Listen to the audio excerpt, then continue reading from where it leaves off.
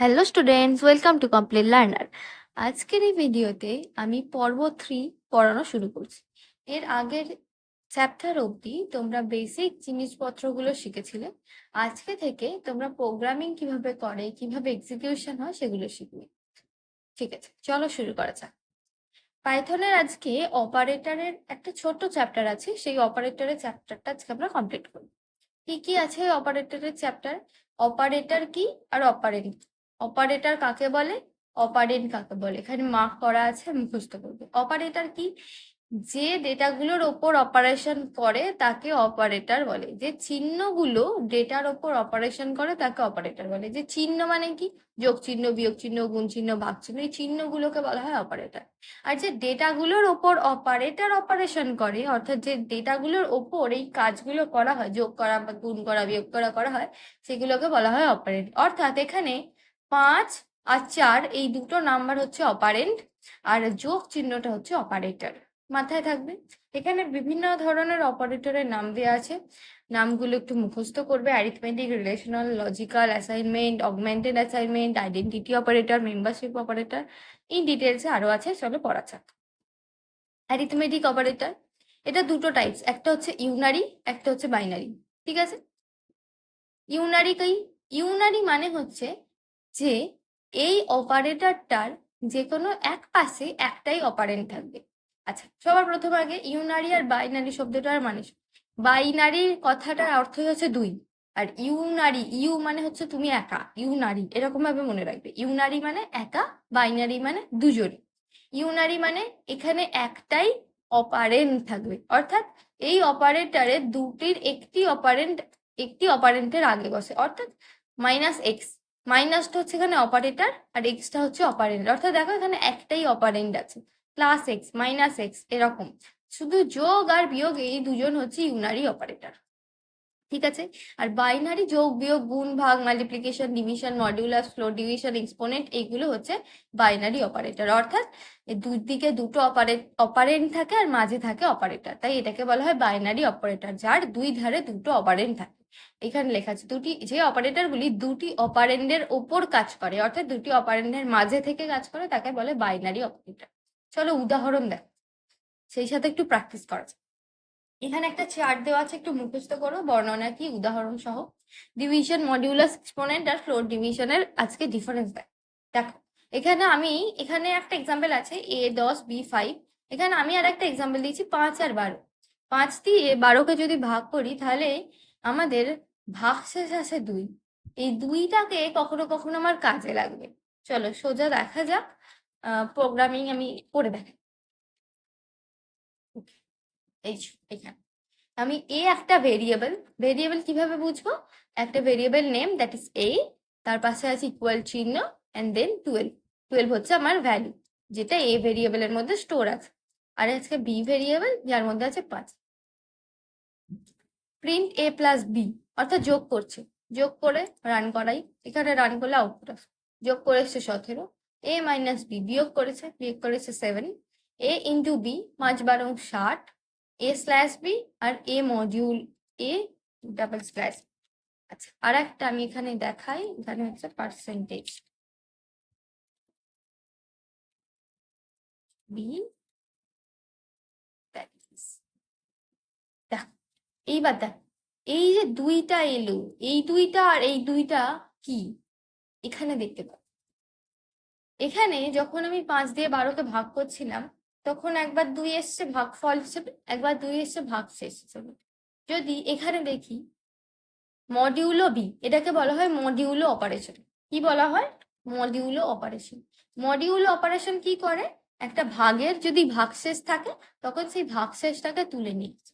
আচ্ছা, এখানে যদি 12 জায়গায় আমি 6 করি, তাহলে কি হবে? ভাগশেষ কত? 6×2 = 12। আচ্ছা, আমি একদম শুরু থেকে বলি। এটা হচ্ছে যোগ, এটা যোগ করছে 18, এটা বিয়োগ করছে মাইনাস চিহ্ন দিয়ে, প্রিন্ট a-b 6। এরপর এখানে গুণ করছে, এটা হচ্ছে গুণ চিহ্ন, স্টার দিয়ে গুণ চিহ্ন বোঝায়। গুণ চিহ্ন করছে, গুণ করছে, দেন একটা সিঙ্গেল স্ল্যাশ, এটাও ভাগের কাজ করে, এটাও ভাগের কাজ করে। সিঙ্গেল স্ল্যাশ দিয়ে ভাগ করলে কি হয়? ভাগটাকে মিলিয়ে পয়েন্টে ভাগ। এখানে যদি আমি এখন 5 দেখাই তখন ভালো বুঝতে পারবে। শুধু সিঙ্গেল স্ল্যাশ দিলে সেটা ভাগটাকে মিলিয়ে দেয় দশমিক দিয়ে। এখানে লেখা আছে সিঙ্গেল ডিভিশন বাম দিকের অপারেন্ডকে ডান দিকের অপারেন্ডের সাথে ভাগ করতে সাহায্য করে। ও একবারে দশমিক দিয়ে মিলিয়ে দেয়, এটাকে বলা হয় ডিভিশন। আর কি আছে? ডাবল ডিভিশন, ডাবল স্ল্যাশ বা ফ্লোর ডিভিশন বলা হয় যেটাকে। ডবল স্ল্যাশ দিয়ে ফ্লোর ডিভিশন মানে কি? এখানে এই যে শুধু ভাগ ফলটা আসছিল, এটা কিন্তু দশমিক দিয়ে মেলানো নয়, এখানে শুধু ভাগ ফলটা আসছিল, তাই তো? এখানে যে ভাগ ফলটা আসছিল সেটাই এই ডাবল স্ল্যাশ বা ফ্লোর ডিভিশন। ঠিক আছে? বা আর একটা আমি জিনিস বোঝাতে পারি, যদি আমি এখানে টোটাল দশমিক দিয়ে ভাগ করে এসছে 2.4, 2.4 এর ফ্লোর ডিভিশন হচ্ছে 2, অর্থাৎ 2.4টা যদি আমি মিডিলে ক্যালকুলেট করি বা মিডিলে রাখি, এর ফ্লোর ভ্যালু অর্থাৎ এর নিচের ঠিক নিচের পূর্ণ সংখ্যা হচ্ছে 2। অথবা এরকম ভাবেই ভাবতে পারো যে এটা একটা ফ্লোর ভ্যালু রিটার্ন করে। ঠিক আছে? বা এটাকে ফ্লোর ডিভিশন বলা। আর একটা আছে রিমাইন্ডার।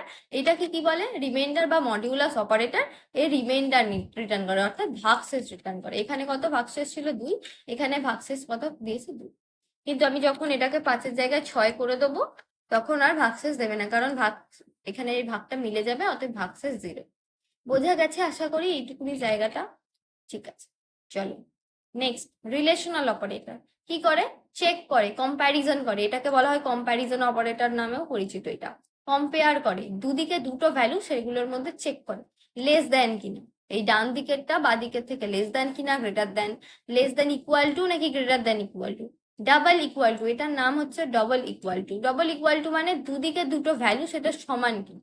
আর একটা হচ্ছে নট ইকুয়াল টু, দুদিকের দুটো ভ্যালু সেটা অসমান কিনা চেক করে। দেখো ফার্স্টে double equal to, double equal to x equal two হয়, অর্থাৎ এক্স যদি 90 ওয়াই যদি 50 হয়, তাহলে এটা রিটার্ন করবে ফলস।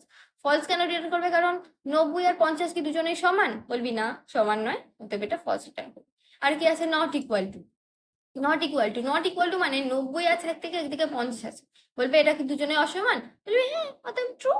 দেন গ্রেটার দেন এসছে, 90 কি ওয়াই এর থেকে কি 90 বড়, মানে 50 থেকে 90 বড়? বলবে হ্যাঁ ট্রু।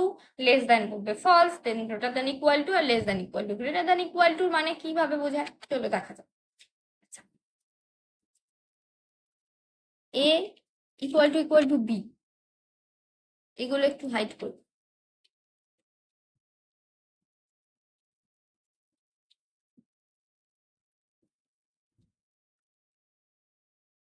মুছে দিয়েছি।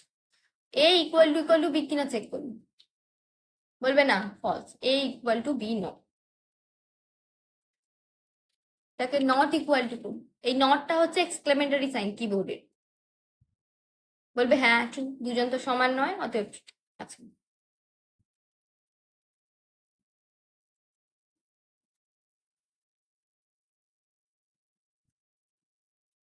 এ গ্রেটার দেন বি, এ কি বি এর থেকে বড়? এতে কত আছে? 12, বিতে কত আছে? 6, 6 কি 12 থেকে বড়? সরি, 12 কি 6 থেকে বড়? বলবে হ্যাঁ, অথবা এটাকে যদি আমি এবার লেস দেন দিয়ে চেক করি, কি হবে? দেখো লেস দেন দিয়ে চেক করছি, বলবে ফলস, কারণ এ বড়। আচ্ছা, এর সঙ্গে ইকুয়াল টু দিয়ে চেক করে দেখাই, equal to, A less than equal to B, বলবে সেম ফলস দিতে, চেঞ্জ করি, এখানে 12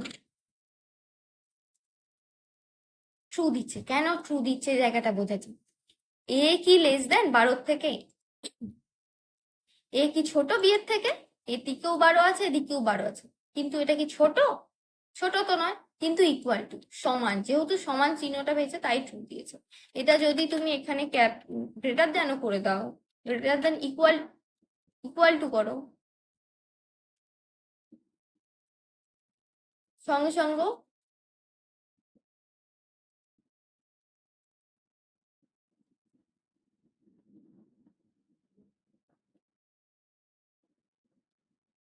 গ্রেটার দেন যদি দাও, তাহলেও এররটা দেবে না, কিছু দেবে না, জাস্ট ট্রু দেবে। কেন দেবে? কারণ এই ইকুয়াল টুটা পাচ্ছে। যদি ইকুয়াল টুটা তুলে দাও কি হবে? দেখো কি হয়।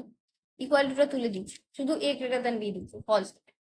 কারণ 12 থেকে বড় হতে পারে না, এই দুজনের সমান। তাহলে বোঝা গেছে equal to, greater equal to, double equal two, not equal two কি কাজ। আশা করি বোঝা গেছে। তোমরা একটু যদি এই জায়গাগুলো পড়ো তাহলেই বুঝতে পারবে, না বুঝতে পারলে আমি আরেকবার রিপিট করে দেবো, কোনো অসুবিধা নেই। এরপর কি আছে? Assignment operator.